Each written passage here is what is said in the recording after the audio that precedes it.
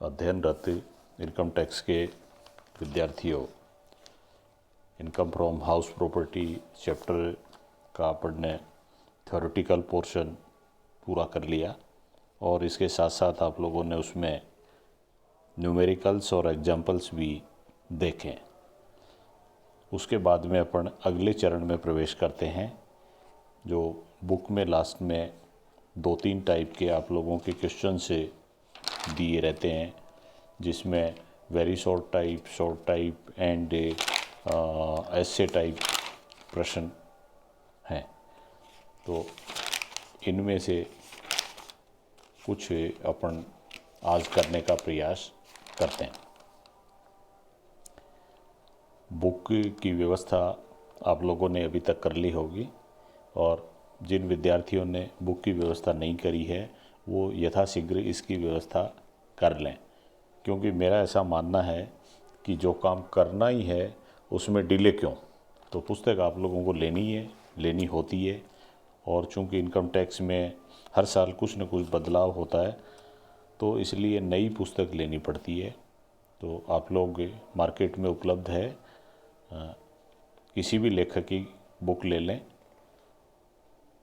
पर मैं ज़्यादातर पटेल चौधरी की बुक काम में लेता हूँ। बाकी सिलेबस के अनुसार जो सिलेबस को पूरा करती है वो किसी भी बुक में से अध्ययन किया जा सकता है, कोई दिक्कत वाली बात नहीं है। पटेल चौधरी की काम में इसलिए लेते हैं कि उसमें उसकी भाषा थोड़ी ठीक लगती है और गलतियाँ उसमें न के बराबर हैं। तो ये आप लोग ध्यान रख लें और सुनिश्चित कर लें कि बुक की व्यवस्था आपके पास में होनी चाहिए। पहला काम बुक होनी चाहिए और उसके बाद में उस बुक को आप लोग काम में लेना भी शुरू कर दें, क्योंकि इनकम टैक्स में थ्योरेटिकल पोर्शन खूब ज़्यादा है और समझने वाली कोई बात नहीं है। उसमें बात केवल आप लोगों की मेहनत करने की, आप लोगों के पढ़ने की और कुछ याद रखने की बात है। और वो ऐसा नहीं चलेगा कि एग्ज़ाम से पहले आप महीने भर या 2 महीने पहले ये सोचें उस टाइम पढ़ लेंगे, उस टाइम उसको पढ़ने से काम नहीं चलता है। तो इसकी तो आपको रेगुलर स्टडी करनी पड़ेगी। अब मैं आता हूँ प्रश्नों पर और प्रश्नों पर डिस्कस करते हैं अपन। वेरी शॉर्ट टाइप में पहला प्रश्न दिया हुआ है, किराए पर उठाए गए मकान का सकल वार्षिक मूल्य किस प्रकार निर्धारित किया जाता है। मैंने आप लोगों को ये बता दिया कि हाउस प्रॉपर्टी वाला जो चैप्टर है उसमें सकल वार्षिक मूल्य का निर्धारण, वार्षिक मूल्य का निर्धारण और फिर उसके बाद में कटौतियाँ देने का काम। और कटौती भी बहुत ज़्यादा नहीं है, सामान्य रूप से स्टैंडर्ड डिडक्शन और इंटरेस्ट ऑन लोन की। और वो कटौती देने के बाद में जो राशि आती है वो taxable income from house property होती है। ये प्रश्न यहाँ पर डिस्कस करने का मेरा केवल एक ही उद्देश्य है कि परीक्षा में किस तरह के सवाल आते हैं और आप लोगों को उसके जवाब किस तरह से देने चाहिए। तो किराए पर उठाए गए मकान का सकल वार्षिक मूल्य पूछा इन्होंने, जो राजस्थान यूनिवर्सिटी में भी आया, MDSU महर्षि दयानंद सरस्वती यूनिवर्सिटी में भी आया। और पूछा क्या, सकल वार्षिक मूल्य, ग्रॉस एनुअल वैल्यू किसका, किराए पर उठाए गए मकान का।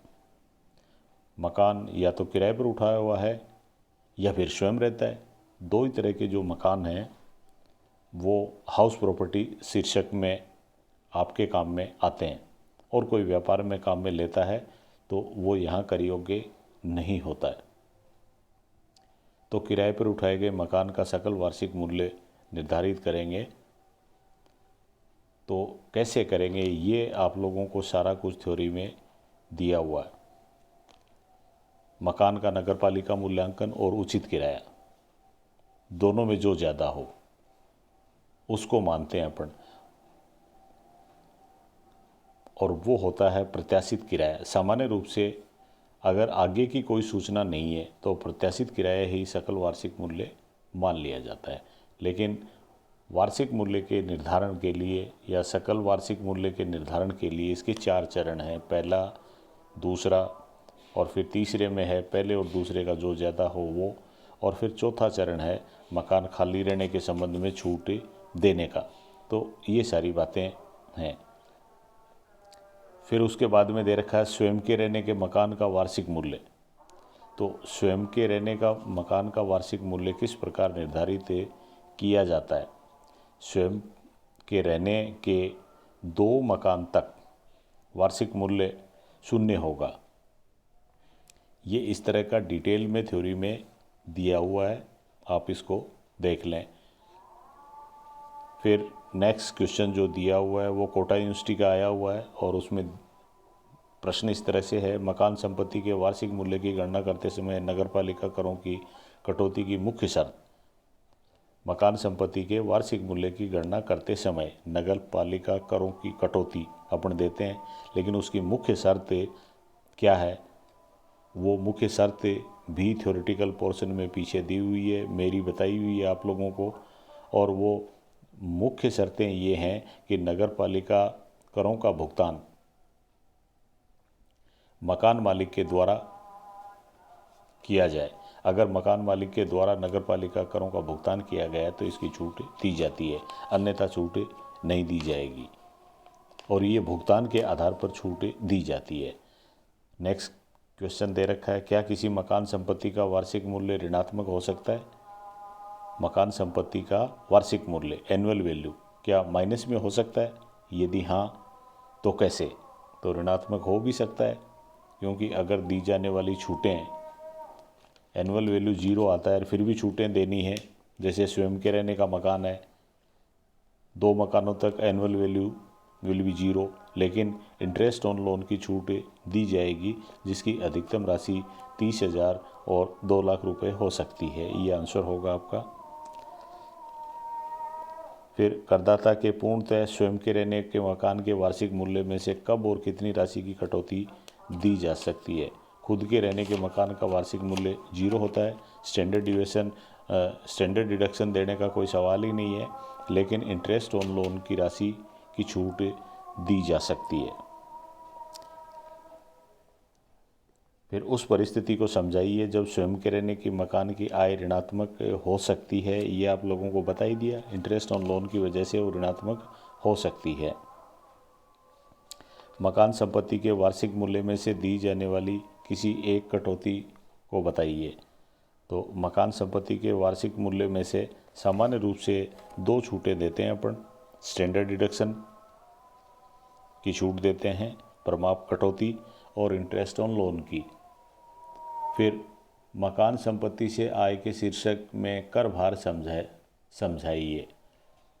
मकान संपत्ति से आय के शीर्षक में बेसिस ऑफ चार्ज क्या होगा, तो वहाँ करियों के राशि होगी तो ही उस पर कर भार आएगा।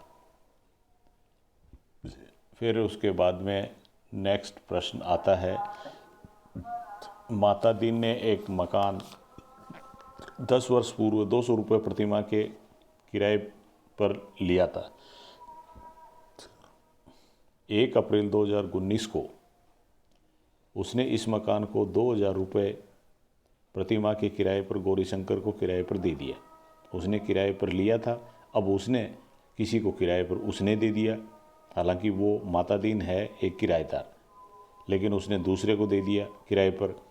कारण सही समझाइए कि माता दीन की इस आय पर मकान संपत्ति से आय शीर्षक में कर लगेगा अथवा नहीं। इसमें कर नहीं लगेगा, क्योंकि कर लगने के लिए ज़रूरी है कि मकान संपत्ति नियोक्ता की स्वयं की हो, तभी इस शीर्षक में कर लगता है, अन्यथा कर नहीं लगेगा।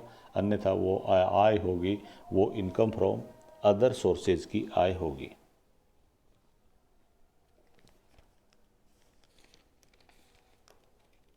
फिर उसके बाद में दे रखा है, मकान संपत्ति के शीर्षक की ऐसी कोई भी 2 आयों का उल्लेख करना है जो आयकर से मुक्त है। मकान संपत्ति के शीर्षक में ऐसी आपको 2 आय बतानी है जो आयकर से मुक्त हैं, और ये MDS यूनिवर्सिटी में, राजस्थान यूनिवर्सिटी में और कोटा यूनिवर्सिटी में आया हुआ है। तो ये आप लोग देख सकते हैं, मकान संपत्ति की कर मुक्त आय शीर्षक में पीछे दिया हुआ है, उसे देख लें। फिर मकान की मरम्मत हेतु लिए गए ऋण पर ब्याज की कटौती। मकान की मरम्मत के लिए लोन लिया और उसके ऊपर इंटरेस्ट लगा, interest on loan for repairing of house, इसकी कटौती अधिकतम दी जा सकती है 30,000। तो ये इस तरह से आप लोग इसमें लिख देंगे। फिर श्री राम के पास 2 मकान हैं, एक अजमेर में है, वह स्वयं के रहने के काम में आता है, और दूसरा मकान कृषि भूमि पर है, वह कृषि कार्य में प्रयुक्त होता है। मकानों का अनुमानित किराया 2 लाख रुपए व 3 लाख रुपए है। मकान संपत्ति के वार्षिक मूल्य पूछ रहे हैं, जो RU में आया हुआ प्रश्न है। RU का मतलब राजस्थान यूनिवर्सिटी में आया हुआ। उसके पास 2 मकान है, एक में स्वयं रहता है और दूसरा मकान कृषि भूमि पर बना हुआ है जो कृषि के काम में आता है। तो मकान संपत्तियों के वार्षिक मूल्य आएगा इसमें 0, क्योंकि स्वयं के रहने के मकान का अधिकतम 2 मकानों तक वार्षिक मूल्य 0 हो सकता है, तो वो 0 हो जाएगा। और दूसरा मकान चूँकि कृषि भूमि पर बना हुआ है और कृषि के कार्य में प्रयुक्त होता है, तो इसलिए उसकी आय भी कर मुक्त है। ये हुआ आपका क्वेश्चन, जो क्वेश्चन नंबर 12 दे रखा है। उसके बाद में नेक्स्ट क्वेश्चन है, एक मकान जिसका उचित किराया 24,000 रुपये वार्षिक है तथा गत वर्ष में 1 जून 2019 को बनकर तैयार हुआ। गत वर्ष से अपना शुरू होता है 1 अप्रैल से। अप्रैल और मई में मकान नहीं था। 1 जून में अपना गत वर्ष है 19-20, तो ये 1 जून 19 को बनके तैयार हो गया। अप्रैल में नहीं, मई में नहीं, और जून में बनके तैयार हो गया। इसका मतलब यहाँ इसका गत वर्ष है 10 महीने का ही, और मकान का उचित किराया पूरे साल का दे रखा है 24,000 रुपये। इसको अगर अपन 12 से डिवाइड कर दें तो हर महीने का किराया जो है, उचित किराया हर महीने का आता है 2,000। 24,000 डिवाइडेड बाई 12, तो उचित किराया आपको दिया हुआ है। फिर 1 अगस्त 19 से, जून में मकान तैयार हो गया था, जून और जुलाई में मकान खाली रहा। इन्होंने ये कह रहे हैं कि 1 अगस्त 19 से 1,500 रुपये प्रतिमाह किराए पर उठा दिया गया। मकान 1 जून को तैयार हो गया और 1 अगस्त 19 से उन्होंने 1,500 रुपये किराए के ऊपर उठा दिया उसको। आपसे ये पूछते हैं उस मकान का वार्षिक मूल्य क्या होगा। ये भी राजस्थान यूनिवर्सिटी में आया हुआ है, सुखाड़िया यूनिवर्सिटी में आया हुआ है। तो पहली बात तो ये हुआ, इस मकान का जो गत वर्ष है वो 10 महीने का है, तो उचित किराया दे रखा है इन्होंने 24,000 रुपये, वो है 12 महीने का। तो इसका 10 महीने का उचित किराया होगा, वो हो गया 20,000। 2,000 रुपये महीने के होते हैं, 2,000 इंटू 10, तो ये 20,000 रुपये आ गए उचित किराया। मकान का उचित किराया तो ये, और उसको किराए पर इन्होंने उठा दिया 1,500 रुपये के हिसाब से। तो वास्तविक जो किराया है वो हुआ 15,000। 15,000 दूसरे पॉइंट में आ गया, पहले पॉइंट में आ चुका 20,000। उचित किराया हो गया 20,000 और किराए पर उठाया 10 महीने के लिए 15,000 में। दोनों में जो अधिक होता है उसको अपन आधार मानते हैं, तो दोनों में अधिक हो गया 20,000। इस 20,000 में से अगर मकान खाली रहने के संबंध में कोई छूट दी जा सकती है तो देंगे, तो वो राशि इस 20,000 में से घटाएंगे। वैकेंसी के संबंध में छूट, मकान के खाली रहने के छूट, deduction in respect of vacancy period, और ये वैकेंट रहा कितने महीने, 1 जून को बनके तैयार हो गया, तो जून और जुलाई में ये वैकेंट रहा। 1 अगस्त से किराए पर उठा दिया, 2 महीने के लिए ये खाली रहा। 1 महीने का किराया है इसका 1500 रुपये, 2 महीने का किराया होगा 1500 इंटू 2 3000। तो 3000 रुपये का जो वैकेंसी पीरियड का किराया है वो 20,000 में से अपन घटा देंगे। तो 20,000 माइनस 3,000 इक्वल टू 17,000। तो इसका वार्षिक मूल्य आया 17,000 रुपये। फिर उसके बाद में नेक्स्ट क्वेश्चन दिया हुआ है मानक किराया, what is standard rent. Standard rent अपन जब मकान का सकल वार्षिक मूल्य निकालते हैं तो उचित किराया और नगर पालिका मूल्यांकन दोनों में से जो अधिक है उसको मानते हैं, लेकिन वो मानक किराए से अधिक नहीं हो सकता अगर मानक किराया दे रखा है तो ये मानक किराया है। मानक किराए से अधिक अपेक्षित किराया नहीं हो सकता। व्यापारिक रहतिये के रूप में रखी गई मकान संपत्ति का वार्षिक मूल्य किस प्रकार निर्धारित किया जाता है। व्यापारिक रहतिये के रूप में, स्टॉक के रूप में, स्टॉक इन ट्रेड के रूप में अगर कोई मकान संपत्ति रखी हुई है, सामान्य रूप से स्थिति तब आती है जब मकान मालिक ऐसे मकान बनाता रहता है, बना के बेचता रहता है, तो फिर कुछ मकान वर्ष के अंत में बिना बिके भी रह जाते हैं, वो व्यापारिक रहतिये के रूप में होते हैं। उनका वार्षिक मूल्य उसके कंप्लीशन के सर्टिफिकेट जिस गत वर्ष में मिला उससे अगले 2 वर्षों तक उसका वार्षिक मूल्य 0 होगा। तो ये आंसर दिया जाएगा इसमें।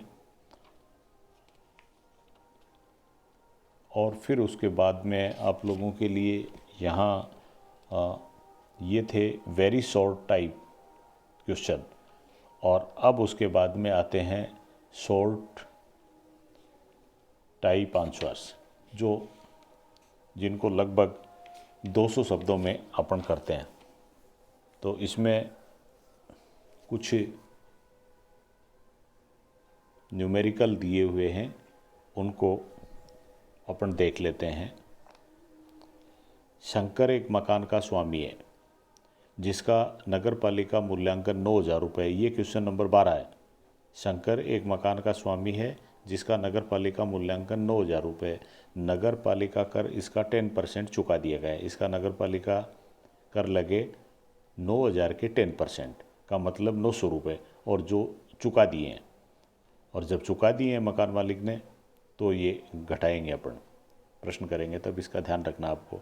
फिर ये मकान करदाता के स्वयं के निवास हेतु प्रयोग में आता है, लेकिन 1 अक्टूबर 19 से इसे 800 रुपये प्रतिमाह के किराए पर उठा दिया गया है।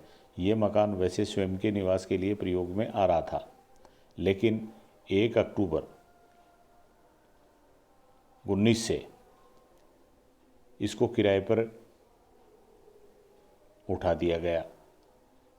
1 अक्टूबर 19 का मतलब इससे आगे आप देख लो कि अक्टूबर, नवंबर, दिसंबर और जनवरी, फरवरी और मार्च,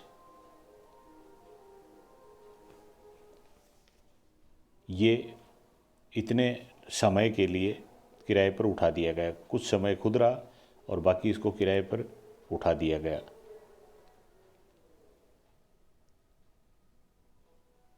तो ऐसी स्थिति में अब इसको जब करेंगे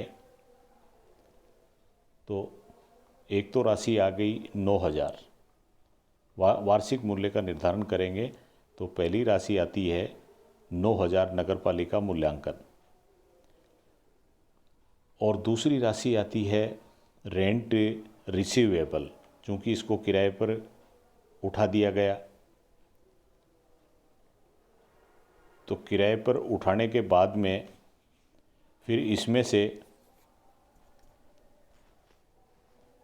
सेल्फ ऑक्यूपाइड जो पीरियड है वो उसका किराया घटा देते हैं, सेल्फ ऑक्यूपाइड।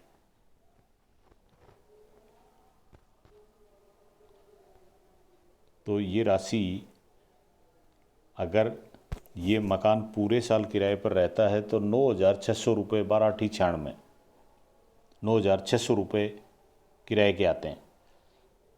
उसमें से आधे समय में वो स्वयं रहता है। तो खुद के जो रहने का समय से संबंधित किराया है वो घटा दिया जाएगा और खुद वो रहता है गत वर्ष में 1 अक्टूबर तक। इसका मतलब अप्रैल, मई, जून, जुलाई और अगस्त, सितंबर, 6 महीने। तो 6 महीने का फिर किराया घटा देंगे, 9600 का आधा 4800। तो अब इनमें से दोनों में जो अधिक है, दोनों में कौन सा? एक तो 9000 जो नगर पालिका मूल्यांकन है और एक वास्तविक किराया। दोनों में से जो अधिक है वो आधार माना जाता है। इसमें जो अधिक होता है उसको आधार मानते हैं। तो 9000 रुपये अधिक है। इस 9000 में से आप नगर पालिका का 10%, 9000 का 10% का मतलब 900 घटा दो, तो ये राशि आती है फिर 8100। 8100 मकान का वार्षिक मूल्य आ जाएगा। ये रहा आप लोगों का क्वेश्चन नंबर 12। और आगे के अब आप लोग इस पुस्तक में से और कंटिन्यूएशन में ये छोटे वाले प्रश्न करें और फिर कल के लेसन में मैं आप लोगों को कुछ बड़े सवाल भी करवा दूंगा। तब तक के लिए थैंक यू।